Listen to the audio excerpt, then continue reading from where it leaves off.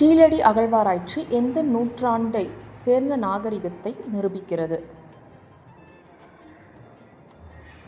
கிமு 6ஆம் நூற்றாண்டு.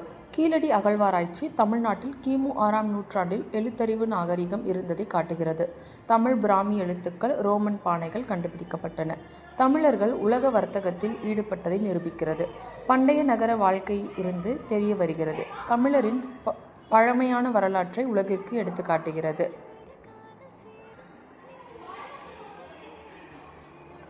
1976ஆம் ஆண்டு தமிழகத்தில் ஜனாதிபதி ஆட்சி எந்த கட்டுரையின் கீழ் அமல்படுத்தப்பட்டது?